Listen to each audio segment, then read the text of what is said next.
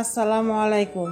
আজকে আমি দেখাবো পুরান ঢাকার অন্যতম একটি রেসিপি, টক ঝাল গরুর পায়া দিয়ে ললির হালিম। তার আগে আমার চ্যানেলটি এখনও যারা সাবস্ক্রাইব করেন নাই তারা অবশ্যই সাবস্ক্রাইব করে নেবেন। চলুন দেখে নিই।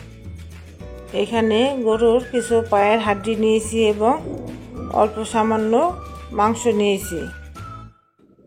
এখানে নেব 1/3 কাপ বুটের ডাল,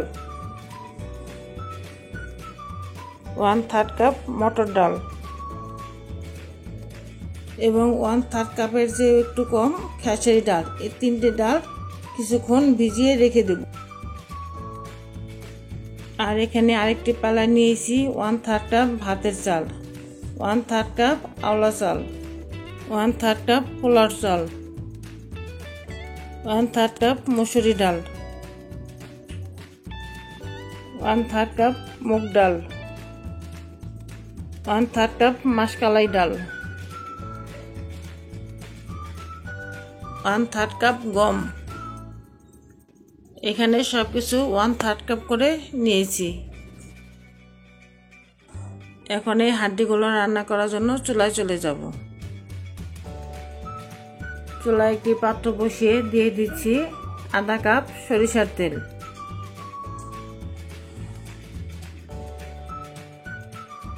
তেলটা গরম করে দিয়ে দিয়েছি 1 কাপ পেঁয়াজ। পেঁয়াজটা দিয়ে হালকা একটু ভেজে নেব।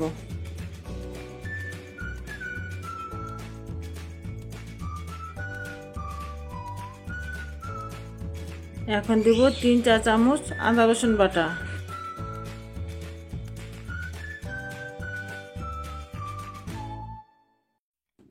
আদা রসুনটা দিয়ে একটু ভেজে নেব।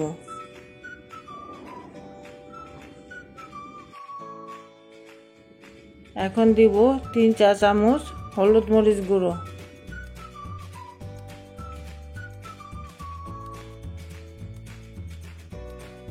দিয়ে একটু মিশিয়ে নেব। এখন দেব 2 চা চামচ লবণ। আমি এখানে লবণের পরিমাণটা অল্প দিচ্ছি, প্রয়োজন হলে পরে আবার মিশিয়ে নেব।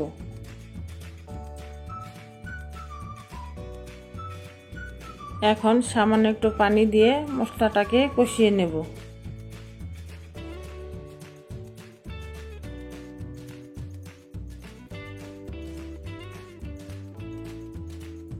এখন মশলাটাকে ঢেকে দেব কষানোর জন্য।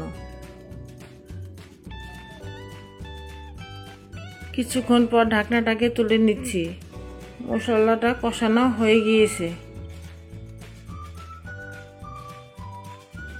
এখন দিয়ে দেব গরুর পায়ের হাড্ডি। হাড্ডির সঙ্গে যে মাংসগুলো আছে সেই মাংসগুলোকে ছোট ছোট পিস করে দিয়েছি।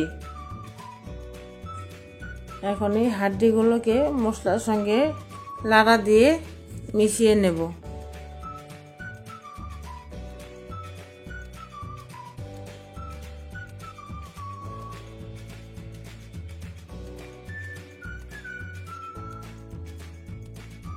এখন দেব 1 চা চামচ গরম মশলার গুঁড়ো। গরম মশলার গুঁড়োটা দিয়ে সামান্য একটু পানি দিয়ে লাড়া দিয়ে নেব।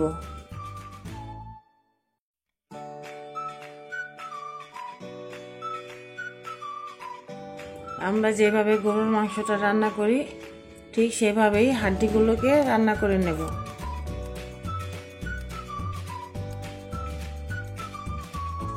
এখন ঢেকে দেব। কিছুক্ষণ পর ঢাকনাটাকে তুলে নিচ্ছি।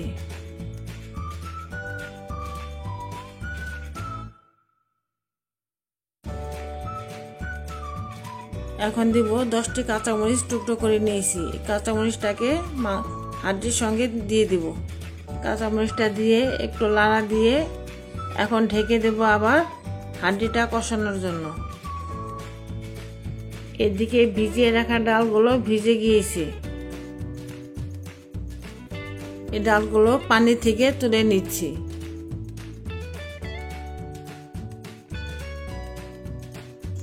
আর এখানে চাল ডালে গমের মিশ্রণ আছে, এটাকেও ডালের সঙ্গে একসঙ্গে মিশিয়ে নেব।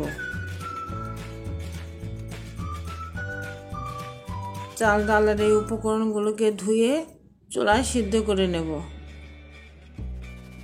আমি চাল ডালগুলোকে ধুয়ে একটা পাত্রে তুলে নিয়েছি। এখন দিয়ে দেব পানি। পানিটা দিয়ে চুলায় সিদ্ধ বসিয়ে দেব। এদিকে জালটা কমিয়ে হাঁড়িগুলোকে কষিয়ে নেব। এখন আবার ঢেকে দেব। এদিকে ডালটা বসিয়ে দিয়েছি, এখন ঢেকে দেব। এদিকে আমার হাঁড়িগুলো কষানো হয়ে গিয়েছে। এখন ঝোল দিয়ে আরেকটু সময় হাঁড়িগুলোকে রান্না করব।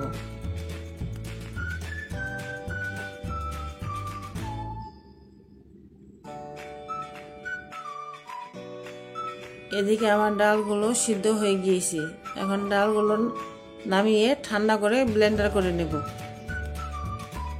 এদিকে মাংসের ঢাকনাটাকে কিছুক্ষণ পর তুলে নিচ্ছি।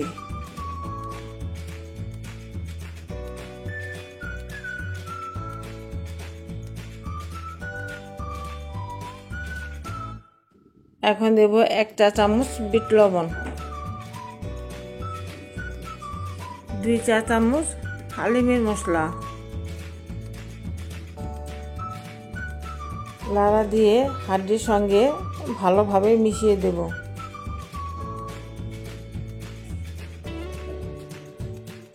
এখন জালটা কমিয়ে ঢেকে দিচ্ছি। এদিকে ডালগুলো ব্লেন্ডার করে নিয়েছি।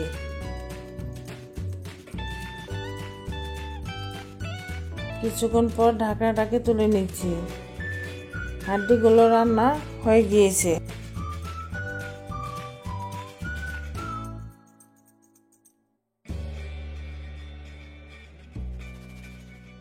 এখন দেব 1 চা চামচ টালা জিরা গুঁড়ো। নাড়া দিয়ে হাঁড়িগুলোকে নামিয়ে ফেলব। এখন এই ডালের মিশ্রণের সঙ্গে হাঁড়ি আর মাংসগুলো ঢেলে মিশিয়ে নেব।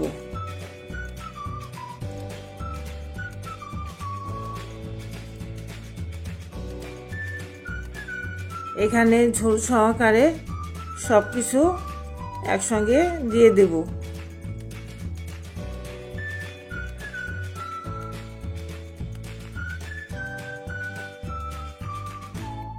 দিয়ে ভালোভাবে নাড়া দিয়ে মিশিয়ে নেব।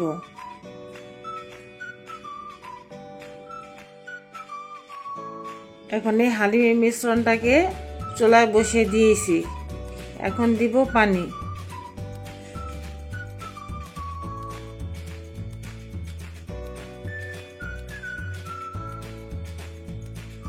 পানিটা দিয়ে ভালোভাবে নাড়া দিয়ে মিশিয়ে নেব। কিছুক্ষণ পর হালিমটা বলক এসে গিয়েছে। এখন আর ঢাকবো না, এইভাবে হালিমটাকে নাড়াচাড়া দিয়ে রান্না করব। এখন দেব আরো 2 চামচ লবণ। এখন জালটা কমিয়ে আরো 15 থেকে 20 মিনিট এভাবে রান্না করব। এখন ডালের সঙ্গে মেশাবো আরো 1 চা চামচ হালিম মশলা,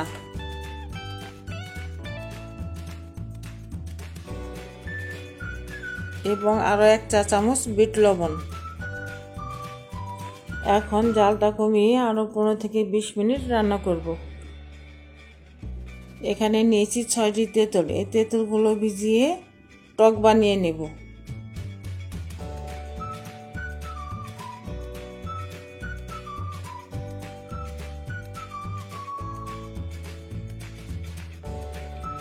তেঁতুলগুলোকে ভিজিয়ে চিপড়িয়ে টক বের করে নিয়েছি। এখন এই টকগুলোকে একটি ছাঁকনি দিয়ে ছেঁকে নেব।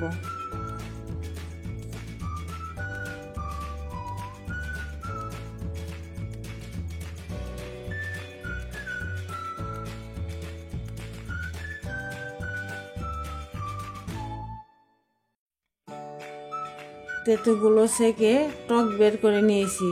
এখন এর সঙ্গে মিক্স করব আধা গ্লাস পানি।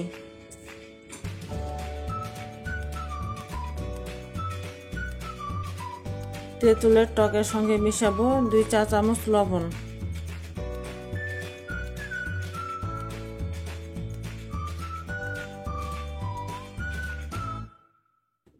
এদিকে কিছুক্ষণ পর হালিমটাকে একটু লাড়া দিয়ে দিচ্ছি। এখন দেব 8টি কাঁচামরিচ। কাঁচামরিচগুলোকে কুচি করে কেটে দেব।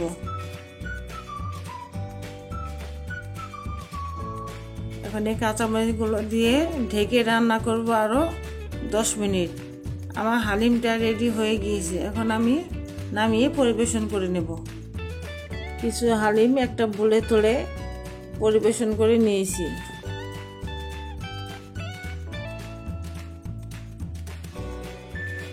একটি পেলায় তুলে আমি দেখিয়ে দিচ্ছি।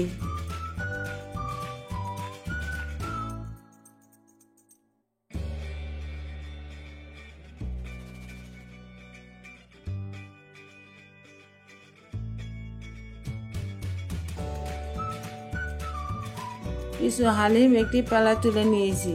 এখন দিয়ে দিচ্ছি 2 চা চামচ তেঁতুলের টক।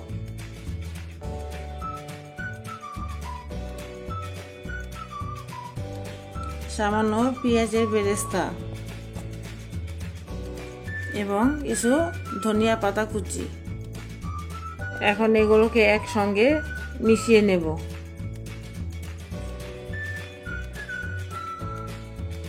হয়ে গেল আমার অসাধারণ একটি রেসিপি, টক ঝাল গরুর নলির হালিম। আমার এই রেসিপি যদি আপনাদের ভালো লাগে তাহলে প্লিজ লাইক, কমেন্ট, শেয়ার এবং সাবস্ক্রাইব করতে ভুলবেন না। আসসালামু আলাইকুম।